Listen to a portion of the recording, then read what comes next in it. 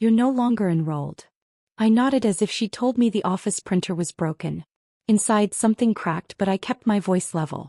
Calm was my shield. Panic would only make this easier for them. I asked for a copy of the withdrawal notice, already knowing there wouldn't be one with my consent attached. I had seen this kind of silence before. If you've ever been controlled, silenced, or betrayed by someone who claimed to love you, don't look away. This story isn't loud, but it will stay with you. Watch closely, every detail matters. It was 9:17 on a Tuesday morning in early March, the kind of cold, damp day that made the campus smell like wet concrete and old paper. The administration building hummed softly, fluorescent lights buzzing above a row of plastic chairs. A space heater clicked under the front desk.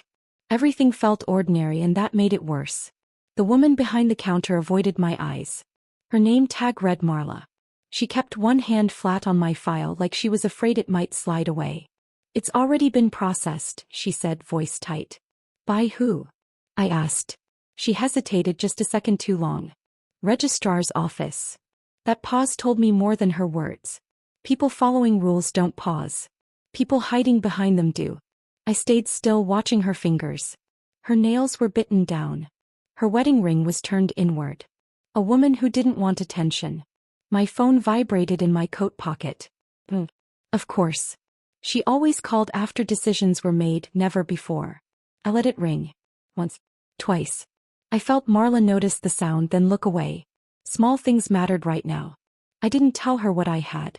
I didn't explain that I kept emails, screenshots, dates.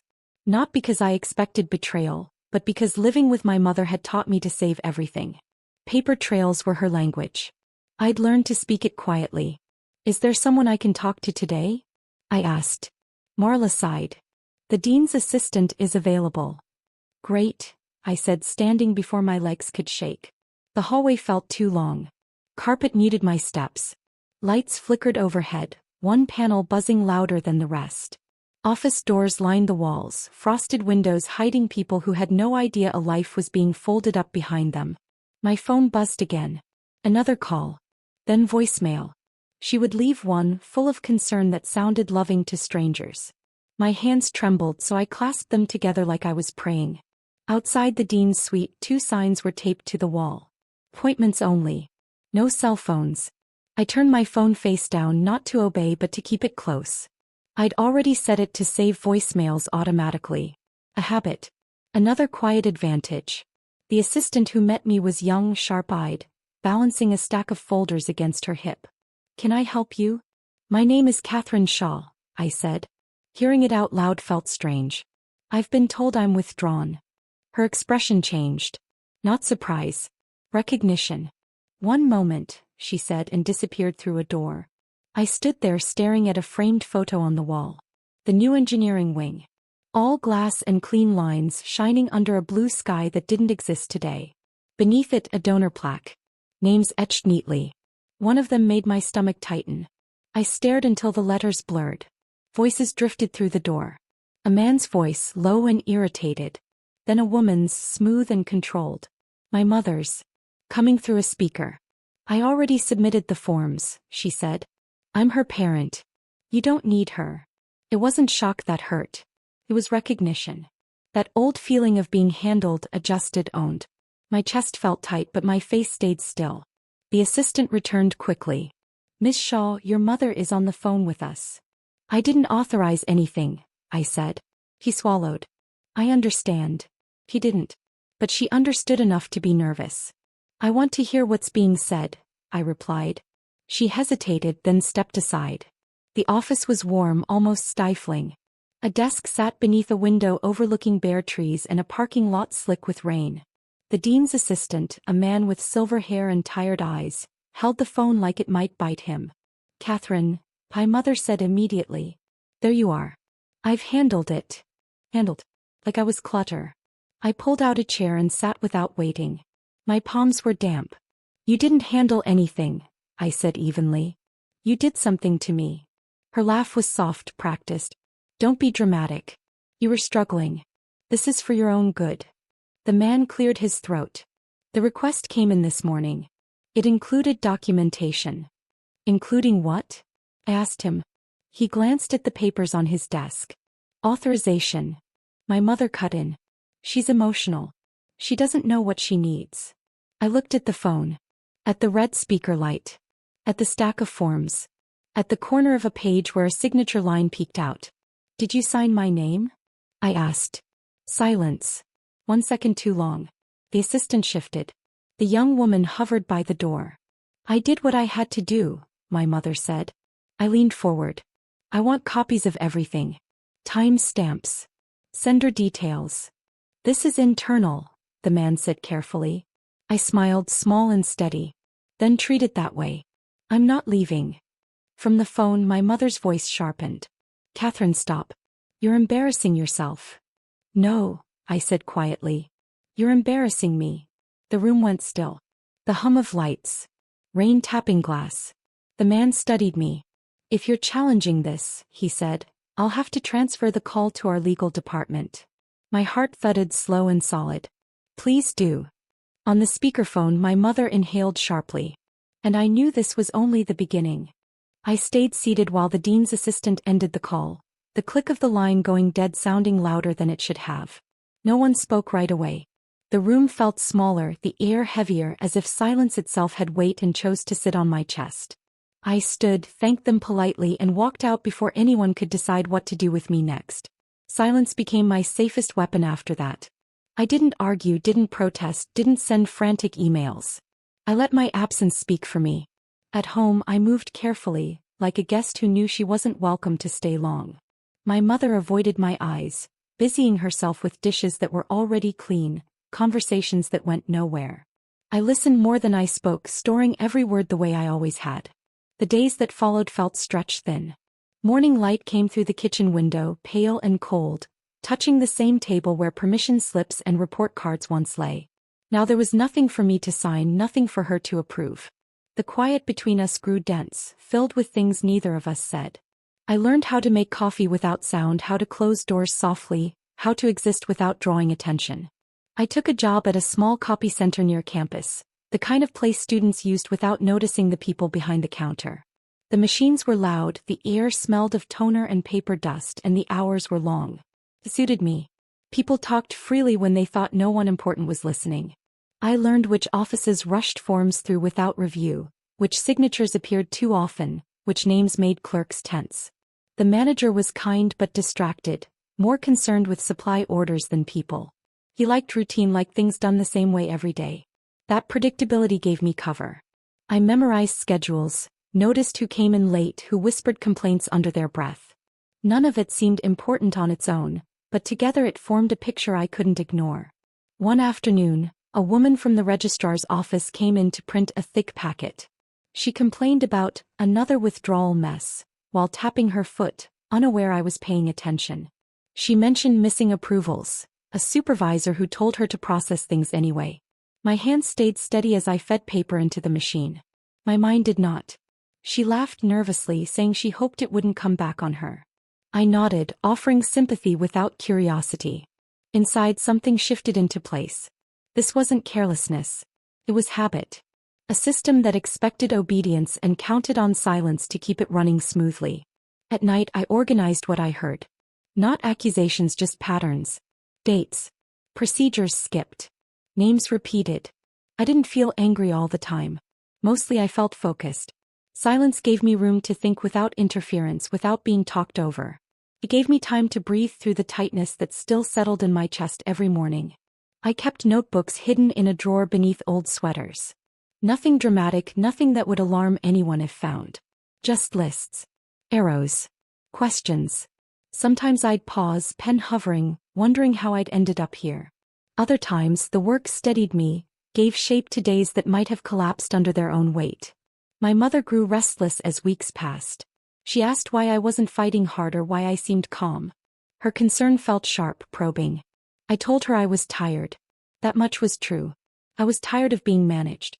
Tired of being told what was best for me by people who never asked. She reminded me of sacrifices she'd made, of choices she believed were hers to make. I listened, nodded, and said little. Silence kept arguments from forming. It also kept her from seeing where my thoughts were going. That distance, painful as it was, felt necessary. I stopped answering questions that led nowhere. Instead, I asked small ones of my own. At work. At home. Casual questions, harmless on the surface. People revealed more than they meant to when they thought it didn't matter. Silence made me invisible, and invisibility gave me access. One evening, as I locked up the copy center, the clerk from earlier lingered. She mentioned audits in passing, how they came and went quietly. Her tone suggested routine, but her eyes said worry. She spoke about forms pulled for review, files reopened after years. I nodded, said nothing, and drove home with my heart beating a little faster. I sat in my car for a long moment before going inside, hands resting on the steering wheel. The house lights glowed warmly, ordinary and unchanged. Inside that calm, something was shifting. Silence wasn't emptiness anymore. It was preparation. And I held on to it, knowing noise would come later when it mattered. Sleep came unevenly then. I would wake before dawn, heart racing, replaying conversations in my head. Not to relive hurt, but to catch details I might have missed. Tone. A phrase. A hesitation. Even my body felt different, alert in a way it hadn't been before. I trusted that awareness. It kept me safe growing up. It would guide me now. In those quiet hours, I reminded myself why patience mattered. Rushing would expose me. Speaking too soon would hand control back to the people who already thought they owned it. So I waited, watched, and learned. Silence wrapped around me like armor, unremarkable on the outside, strong enough to hold everything together until the moment came to step forward. I didn't know exactly how this would end yet. I only knew that staying quiet was no longer weakness. It was choice. And for the first time in a long while, that choice felt entirely my own. The calm I carried forward hid something sharper, something waiting, something that refused to disappear quietly. Not this time. Not anymore. I was ready. That readiness followed me into the next morning, quiet and steady, like a hand resting at the small of my back. I didn't announce anything. I didn't change my routine. I simply carried myself with a little more awareness, listening for shifts the way you listen for a change in weather before the rain starts. It began with a voicemail I almost deleted. An unfamiliar number. No name. Just a pause, then a woman clearing her throat. She spoke carefully, choosing words like they were fragile. She said she had a question about a process I might be familiar with. She said my name slowly, as if tasting it. I listened twice before calling back, my finger hovering over the screen longer than necessary. Her office smelled faintly of lemon cleaner and old carpet. She introduced herself as someone who reviewed compliance issues. Not an investigator, she said. Just someone who checked whether things were done properly. Her voice was polite, almost apologetic. I noticed how she watched my face when she spoke, how she leaned back as if to give me space. That told me she wasn't here to accuse. She was here to listen. She asked about my withdrawal. Not why it happened, but how it felt. That distinction mattered. I answered honestly but carefully, keeping my voice even. I described confusion. Lack of notice. Missing paperwork. I did not mention names unless she asked. I let her guide the pace. Silence still had its uses. She nodded, taking notes by hand. The scratch of her pen sounded loud in the small room. She asked if I'd received written confirmation. I said no. She asked if I'd signed anything. I said no again. Each answer seemed to tighten something behind her eyes. When I finished, she thanked me and said she might follow up. No promises. No explanations. Just a door opening slightly. At work later that day, things felt different.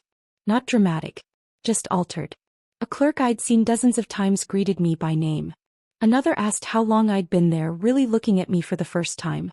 Conversations paused when I approached, then resumed with forced ease. It wasn't suspicion. It was awareness. The system had noticed a ripple. I didn't celebrate. I didn't relax. Systems don't speak loudly at first. They whisper, testing whether anyone is listening.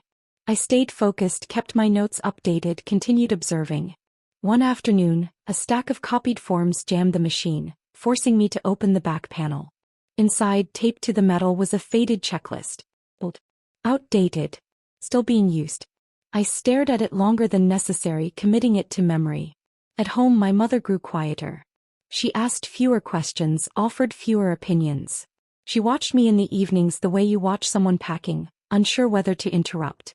Once she asked if I'd heard anything from the school. I said no. That wasn't a lie. Not exactly. She seemed relieved and unsettled all at once. Another call came 2 days later, this time from a man with a flat voice and careful pauses. He asked if I was comfortable meeting again. He didn't explain why. I agreed. The room this time was larger, windowless, with a long table and mismatched chairs. A pitcher of water sat untouched in the center.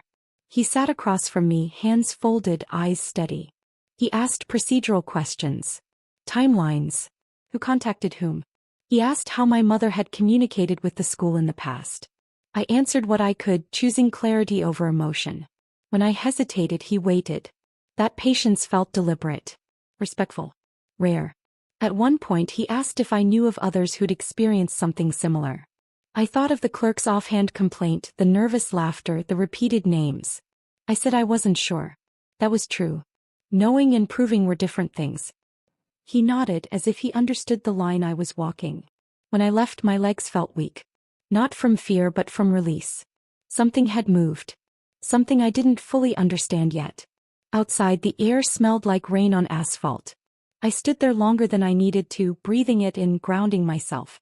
Back at the copy center, a notice appeared on the bulletin board. Temporary review. Process updates forthcoming. The language was bland, but the timing wasn't. I watched people read it, their expressions shifting from annoyance to concern. No one said anything. Silence spread, heavier now shared. I continued my routines. I made dinner. I folded laundry. I smiled when appropriate. Inside, questions multiplied. Who else had spoken? How far did this go? Was I still invisible, or had I become a marker, a reference point others would quietly circle? One evening as I was closing up, the same clerk lingered again. She didn't complain this time. She asked if I thought things would change. I looked at her, really looked. The lines around her eyes. The way she held her purse close. I said change was slow, but it noticed pressure. She nodded like that was enough. At home, I found my mother sitting at the table, hands wrapped around a cold mug. She asked if we could talk. Her voice lacked its usual certainty. I sat across from her, waiting. She said she'd received questions. Not accusations. Just questions. She didn't know how to answer them. I felt a pull then, a mix of sympathy and resolve. I told her truthfully that systems respond to patterns, not intentions. She flinched. The silence between us stretched, filled with years of unspoken things. Neither of us crossed it yet. That night, sleep came easier. Not because I felt safe, but because I felt heard. The system wasn't loud, but it was listening now. And that changed everything. I didn't know where it would lead. I only knew the quiet had shifted. It wasn't just mine anymore. That awareness followed me into rooms I was never invited into, not as a voice but as a presence I could feel pressing against my ribs. I learned to recognize the signs. A door closing more carefully than before. A pause when my name appeared on a list. The sound of paper being shuffled with more caution than usual. I didn't need updates to know things were moving. The building itself felt different when I walked past it. People spoke more quietly. Smiles looked practiced. The kind of confidence that comes from believing nothing will happen had begun to thin. I kept my head down and my pace steady, letting others draw their own conclusions about me. The first meeting I observed was not mine to attend. I sat in a hallway chair with a magazine I didn't read, watching shoes pass by. Polished ones. Scuffed ones. Shoes told stories. The polished ones hesitated. The scuffed ones hurried. No one looked directly at me, but they all knew I was there. Inside the room, voices rose and fell. Not arguments. Explanations. Justifications. The sound of people discovering that routines they trusted were being examined line by line. When the door opened, faces emerged altered, as if something private had been taken from them without permission. I didn't feel satisfaction. I felt confirmation.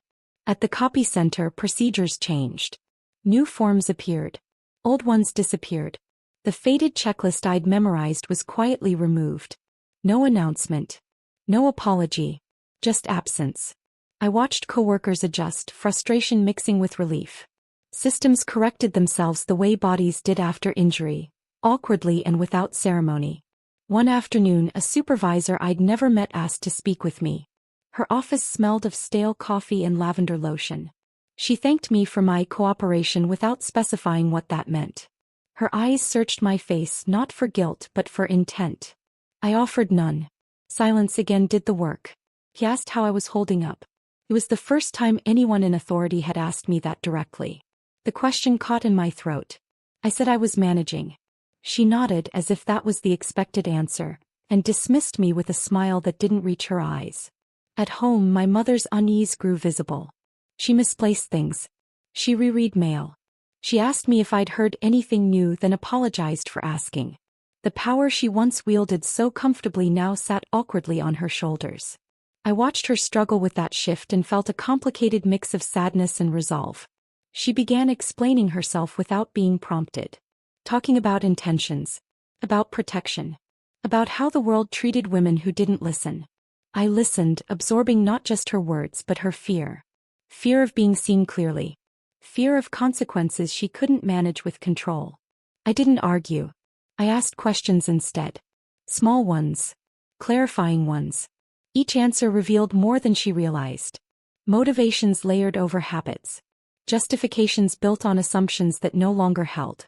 I understood her better then, not as an enemy but as a product of the same system now turning inward. The next meeting I attended was brief. I was asked to confirm details I'd already shared. The room was brighter this time, the tone more formal. No one raised their voice. No one threatened. That restraint spoke volumes. People behave carefully when they know records are being kept. I noticed how often others referred to precedent. How decisions leaned on what had been allowed before. I also noticed how quickly precedent dissolved when examined. What had once been routine now required explanation. That shift mattered more than any outcome I could imagine. Outside, spring tried to arrive. Trees budded cautiously. Rain washed the sidewalks clean, leaving behind the sharp smell of new beginnings I wasn't ready to name. I walked more, letting movement ease the tension that settled in my shoulders. I reminded myself that watching didn't mean waiting. It meant choosing not to interfere. One evening, a former clerk called me. She spoke quickly, nervously, saying she'd been asked questions too. He wanted to know if she should be worried. I told her the truth as gently as I could. Worry didn't change facts. Honesty did. She exhaled, sounding lighter, and thanked me for listening. That call stayed with me.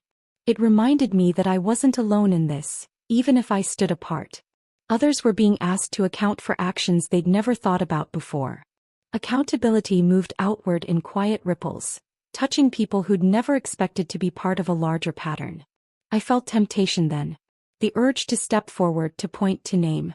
To end the uncertainty. But restraint mattered. Watching required discipline.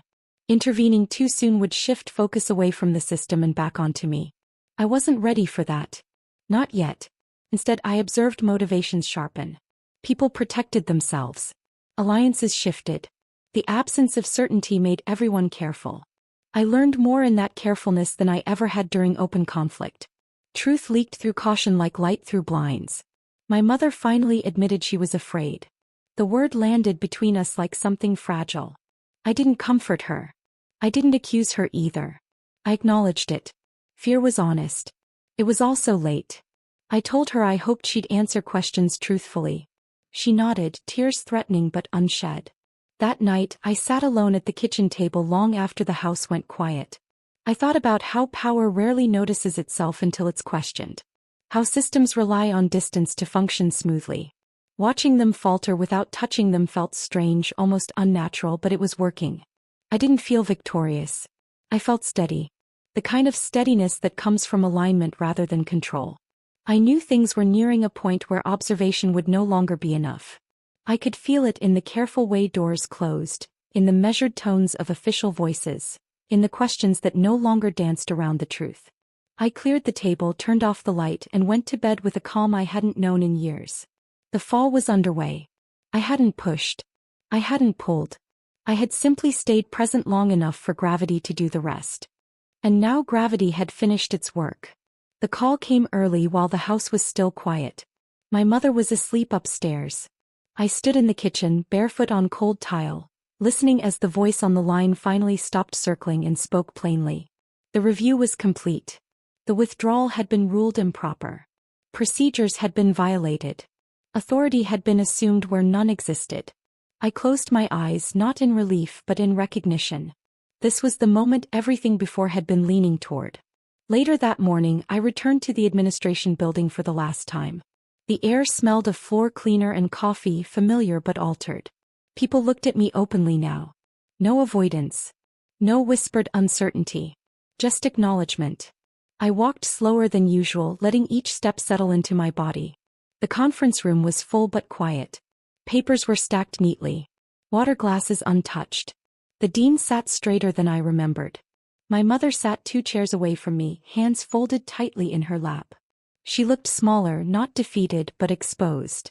The man at the head of the table spoke carefully, outlining findings in measured language. Forms processed without consent. Communication channels bypassed. Influence exerted improperly. Each sentence landed softly and firmly, like stones placed one by one. When he finished, he turned to me. "Do you have anything you'd like to add?" I felt every eye shift. My heart beat steadily. This was the only moment I'd rehearsed in my head, and even then not with words. I stood. "I want the record to reflect that I never asked for punishment," I said. My voice held. "I asked for process. For respect. For the chance to decide my own life." The dean nodded once. My mother stared at the table. The decision was read aloud. My enrollment reinstated. A formal apology issued. Oversight measures implemented. Accountability assigned. No shouting. No drama. Just consequences written into policy, where they would live longer than anger ever could.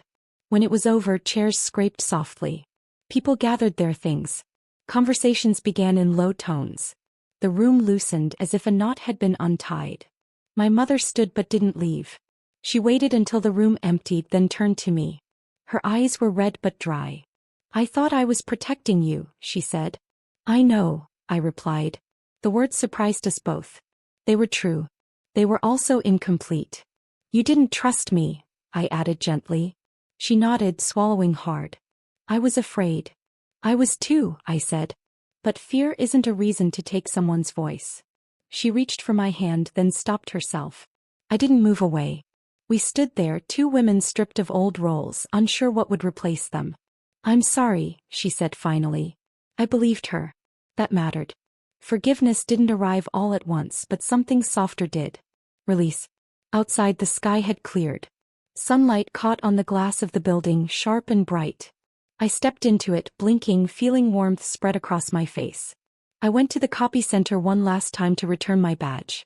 The manager thanked me for my work. A coworker hugged me briefly, whispering congratulations. I smiled, meaning it. That chapter closed quietly the way it had opened. At home, I packed my things without rush. Books. Notebooks. Clothes folded carefully. Each item felt like proof of continuity, not escape. My mother watched from the doorway, silent. When I finished, she asked where I was going. "Forward," I said. She smiled sadly. "You always were." We hugged, then a real one. No control. No apology wrapped in instruction. Just contact. Just acknowledgement. The drive away felt lighter than I expected. Streets passed. Trees blurred. I rolled the window down and let the air move through the car, carrying away the last of the heaviness that had lived in my chest for so long. I thought about the woman I'd been when this started. Careful. Quiet. Storing evidence without knowing why. I thought about the woman I was now. Still quiet but by choice. Still careful but no longer hidden. Revenge, I realized, hadn't been about damage. It had been about balance. I hadn't taken anything from them that wasn't already borrowed. I had simply asked for it back. That night, in my new place, I sat on the floor with my back against the wall, surrounded by boxes. The room smelled like fresh paint and dust. It was empty and full at the same time. I didn't feel triumphant. I felt whole. For the first time, my story belonged entirely to me. If this story touched something deep inside you, you're not alone. Subscribe for more powerful, emotional revenge stories that remind us silence can be stronger than shouting, and truth always finds its way out.